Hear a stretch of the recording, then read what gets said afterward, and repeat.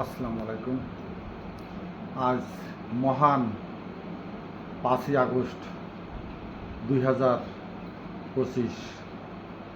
2024-এর এই 5ই আগস্ট ছিল জাতির উল্লাসের, আনন্দের, মুক্তির মোহময়ী এক মুহূর্তের সাক্ষী। আজ 1 বছর পূর্তি হলো। সেই সাথে জুলাই 24-এর ঘোষণাপত্র দেখলাম, শুনলাম, যা বুঝলাম সেটা নিয়ে কথা বলব। কথাই বলে বা আমাদের মতো কম চিন্তাশীল মানুষ যারা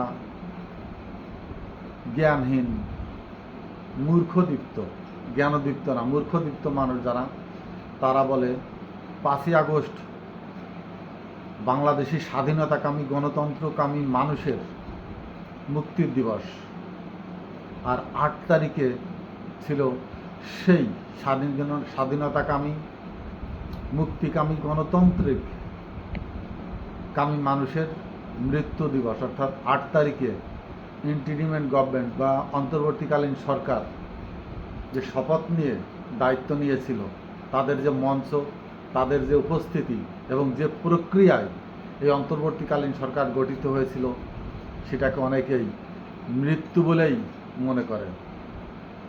আর আজকে আমার কাছে মনে হলো সেই মৃত্যুর পূর্ণতা, অর্থাৎ মুসলমানদের ভাষাই বলেন বা হিন্দুদের ভাষাই বলেন, মৃত্যু পরবর্তী কিছু মানুষজনকে ডেকে সমাজের তথাকথিত গণ্যমান্যদেরকে ডেকে কিছু আপ্যায়নের ব্যবস্থা করে দিয়ে সেটার সাথে মিটকুট করে ফেলা, যে আমার বাবা মারা গেছে, তার দোয়ার জন্য, তার মাগফিরাত কামনা করে আপনাদের কিছু খাবারের ব্যবস্থা করলাম, আপনারা খেয়ে দিয়ে তাদের সাথে আমাদের যে আত্মিক সম্পর্কর যে দায়বদ্ধতা, সেটা থেকে মুক্ত করে দিয়ে যান। সমাজ খেয়ে টেয়ে ডাল খিলাল করতে করতে বিভিন্ন গল্প গুজবে সামনে করে যে পিছনে যেয়ে, তুই কয় হাঁটি পাইছিস, তোর ঝোল কম ছিল, আমি ভাই পানি চেয়ে পাই নেই, আমার থালা পাকা ছিল, আমার লবণ তিতে ছিল, আমার তো ভাই ডাইলে দেখছি খালি ঝালে ভরা প্রশংসা। কিন্তু 8 তারিখের মঞ্চে একটা চোর বসা ছিল, কুখ্যাত চোর, ভারতের কুখ্যাত দালাল, ভারতের দেওয়া পদবী বঙ্গবীর বহন করে টাঙ্গাইলের সেই চোর এবং ডাকাত, টাঙ্গাইলের লুচ্চা বদমাইশ কাদের সিদ্দিকী আজকে কেন জানি অনুপস্থিত। আমি খুঁজছিলাম যে সেই চোর ডাকাত, ভারতের কুখ্যাত স্বঘোষিত দালালটা কেন আসলো না। কিন্তু তার বাইরেও নেক্কারজনক কিছু চেহারা আজও সেখানে সরব ছিল। তাদের উপস্থিতি হয়তো কিছু মানুষকে ব্যথিত করেছে, যারা শেখ হাসিনার চেহারায় তাদের মায়ের চেহারা দেখত, মায়ের ছবি দেখত। যে লোকটি বারবার বলেছে যে আমরা বারবার স্মরণ করিয়ে দেব যে এই আন্দোলনের সাথে আমরা ছিলাম না, সেই সব লোক অত্যন্ত দাম্ভিকতার সামনেই তাদের উপস্থিতি আমার দৃষ্টিতে মনে হয়েছে। এটা যেমন দৃষ্টিকটুর ব্যাপার, তেমনি একটু লজ্জারও ব্যাপার যে ডক্টর মোহাম্মদ ইউনূস আজ যে মঞ্চটার উপরে দাঁড়িয়ে তিনি এই জুলাই ঘোষণাপত্র পাঠ করলেন, তিনার এই মঞ্চটা কারা তৈরি করে দিল, কাদের বদৌলতে, কাদের রক্তের বিনিময়ে, কাদের আত্মত্যাগে, কাদের নিরলস বিপ্লবের ফলে এই ক্ষেত্রটা, এই মঞ্চটা তৈরির জন্য ত্বরান্বিত করেছিল কাদের বজ্রমুষ্টি। সেখানে একমাত্র নাহিদই ছিল। আর যারা ছিল ওইখানে দাঁড়ানো, তারা তো বিগত দিন থেকে শুরু করে এই 1 বছরও অন্তর্বর্তীকালীন সরকারকে হারে হারে বুঝিয়ে দিয়েছে যে আমরা ছাড়া দেশের রক্ষাকর্তা, সংবিধানের রক্ষাকর্তা, দেশ পরিচালনার সর্বোচ্চ ক্ষমতা আমরা ছাড়া আর কেউ নেই। জুলাই সনদ লেখা, জুলাই সনদ প্রস্তুত করা, তার ভিতরের অভ্যন্তরীণ বিষয়বস্তুর সারসংক্ষেপ তৈরি করা, এবং আজকের দিনকের জন্য তারা যেভাবে অন্তর্বর্তীকালীন সরকার তথা ডক্টর মোহাম্মদ ইউনূসকে যেভাবে গলা চিপে ধরে রেখেছিল, অত্যন্ত লজ্জার সাথেই আমি দেখলাম সেই সব যারা ছুরিকাঘাত করার জন্য ছুরি নিয়ে ঘুরে বেড়াচ্ছিল, সেই সব লোকগুলোকেই দুই পাশে দাঁড় করিয়ে ডক্টর মোহাম্মদ ইউনূস জুলাই সনদ 24 ঘোষণা করলেন। হয়তো তার কোনো উপায় ছিল না, অথবা এটাই রাজনীতি যে চোরের কাছে শিয়াল বর্গা দিব, কিন্তু শিয়ালের মুখ কষ্টেপ দিয়ে বেঁধে রাখবো যেন আমার মুরগি না খেতে পারে। দুর্ভাগ্য জাতি, দুর্ভাগ্য দেশ, দুর্ভাগ্য এ প্রজন্মের যারা রক্ত দিল, আহত দিল, তারা যারা ডক্টর মোহাম্মদ ইউনূসের পাশে দাঁড়ানো, তারা কেন ওখানে? তারা কে, কি, কোন ভূমিকার জন্য তারা ওইখানে দাঁড়াবে? তারা সরকার গঠন করে এই জুলাই গণঅভ্যুত্থানের সনদকে স্বীকৃতি দেবে, শুধু এইটুকুই। তাছাড়া তো স্বীকৃতি দেবে শুধু এইটুকুই ছাড়া আর বিন্দু মাত্র কি বিগত দিনের যে স্বৈরশাসক উৎখাতের জন্য যে আন্দোলন হয়েছে তাদের বিন্দু মাত্র কারো কোনো ভূমিকা ছিল? জাতি যদি এই প্রশ্নটি করে, এর উত্তর কে কিভাবে দেবে? যারা আন্দোলন করলো, রক্তে দিল, সাধারণ মানুষ, তাদের উপস্থিতি কোথায়? যেসব নিহত পরিবারের সদস্যদেরকে ওখানে হয়তো নেওয়া হয়েছে টেনে হেঁচড়ে, যেভাবে র্যাব বা বিগত সরকারের আইন শৃঙ্খলা বাহিনীর লোকেরা ঘরের দরজা ভেঙে মায়ের বুক থেকে সন্তানকে, স্বামীর বুক থেকে স্বামীকে ছিনিয়ে নিয়ে তাদের ইচ্ছামতো নির্যাতন, হত্যা করেছে। বাতের হারুনির হোটেল যেমন সমন্বয়কদেরকে জোর করে ধরে নিয়ে একটি সনদে সই করিয়ে পাঠ বা বিবৃতি দেওয়াতে বাধ্য করেছে, সেইভাবেই এই নিহত পরিবারগুলোকে হয়তো নিয়ে এসে এই বৃষ্টি ভেজা বিকেলে তাদেরকে মঞ্চের পিছনে বা মঞ্চে বসিয়ে রেখে কাদেরকে ডক্টর মোহাম্মদ ইউনূস পাশে রেখে এই সনদ, অভ্যুত্থানের সনদ, জুলাই আন্দোলনের সনদ 24 উপস্থাপন করলেন। এটা কি হলো?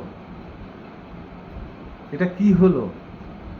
এটা কি কত বড় একটি প্রতারণা জাতির সাথে? যে জাতি নূতন একটি সরকার, পুরো একটি কাঠামো, পুরো একটি সংবিধান, পুরো একটি রাষ্ট্রের স্বপ্ন দেখেছিল, আজ সেই স্বপ্ন কাদের হাতে একটি একটি পাতায় পাতায় বিলীন করে দিয়ে গেলেন ডক্টর মোহাম্মদ ইউনূস। অন্তত পক্ষে, একেবারে নিদেন পক্ষে জাতীয় সঙ্গীত পরিবেশনের সময় যে কয়জন জাতীয় বীর যাদেরকে বলা হচ্ছে, স্বীকৃতি দেওয়া হচ্ছে, তাদের সুরক্ষা দেওয়া হচ্ছে, অন্তত কেন্দ্রীয় সমন্বয়কগুলোকে ডক্টর মোহাম্মদ ইউনূস পাশে রেখে অন্তত জাতীয় সঙ্গীতটা পরিবেশন করতেন। তবুও যারা রাজপথে সেদিন আন্দোলন করেছে, যাদের ঘাম, শ্রম, অনাহারে দিনের পর দিন তারা রাজপথে ঘুমিয়েছে, শুয়েছিল, তাদের আত্মার কিছুটা হলেও শান্তি পেত। প্রথম থেকে শেষ পর্যন্ত ডক্টর ইউনূসের পাশে যাদেরকে দাঁড়া করে রেখেছিলেন, তারা 17 বছর কোথায় ছিলেন?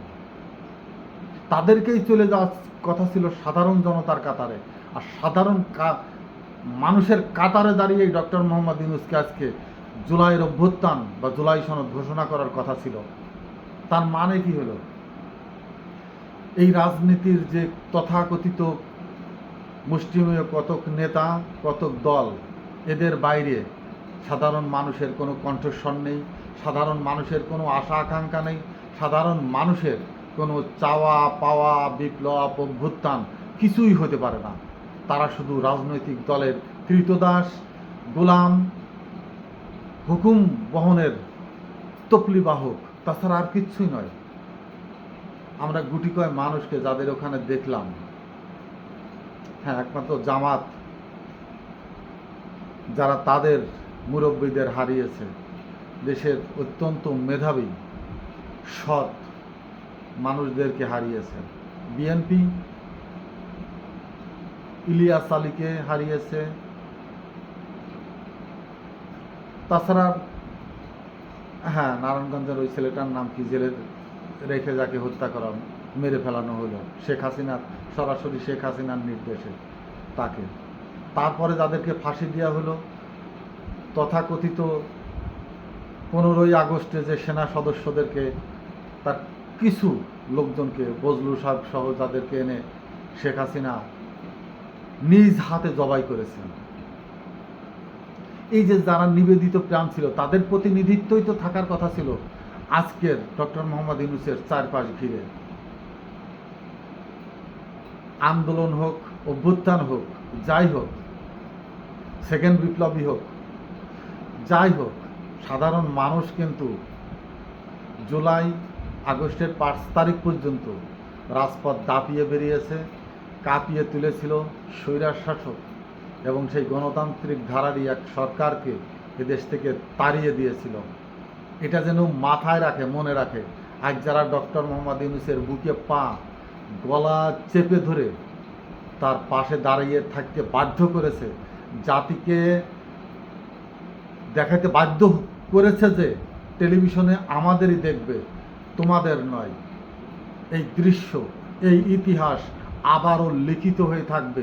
কেউ না লেখুক, আমরা আমরা আমরা লিখে রেখে যাব এই ইতিহাস। যারা এই নেক্কারজনক ঘটনাটি ঘটাতে বাধ্য করেছে, 5ই আগস্টের 5ই আগস্টের বিপ্লবকে যারা ধূলিসাৎ করার ষড়যন্ত্রে লিপ্ত ছিল, তারা চিহ্নিত হয়ে থাক, তারা চিহ্নিত হয়ে থাকলো। 30 বছর হোক, আবার 50 বছর হোক, এদেশে আবার গণবিপ্লব হবে হইতে বাধ্য।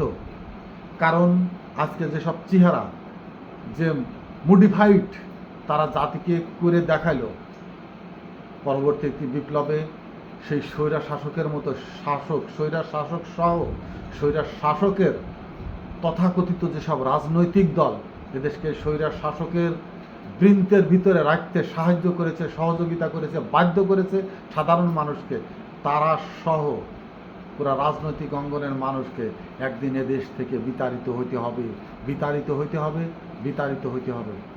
কারণ তারাই এদেশের শোষক, তারাই এদেশের মানুষকে কৃতদাস, মজলুমে পরিণত করেছে। সে যে দলেরই হোক, যে কেউ হোক, যেই হোক না কেন। ডক্টর মোহাম্মদ ইউনূস হয়তো আজকে পারল না, আরও একজন ডক্টর মোহাম্মদ ইউনূস, নাহিদ, সার্জিস, হাসনাতেরা আবার আসবে, পুনঃ এদেশের মাটিতে জন্মাবে বাংলার বীর, বাংলার সিংহ, বাংলার মানুষের এই ব্যগ্র চেহারা, ব্যগ্র হুঙ্কার আবার এই রাজনৈতিক দলগুলোর কানে ভেসে উঠবে। সেদিনের অপেক্ষায়, সেদিনের আশায় আজকে আমি মৃত্যুপ্রায় বৃদ্ধ মানুষ, তাদের উপরে ন্যস্ত করে দিলাম। এর প্রতিশোধ যেন কেউ না কেউ নেয়। সেদিন কবরে শুয়েও যেন আমার কবরের কাছে কেউ না কেউ বলে আসে, হ্যাঁ, আপনার সেই আত্মত্যাগের সেই বাণী আজকে বাংলার মাটিতে প্রতিষ্ঠিত হয়েছে। আসসালামু আলাইকুম।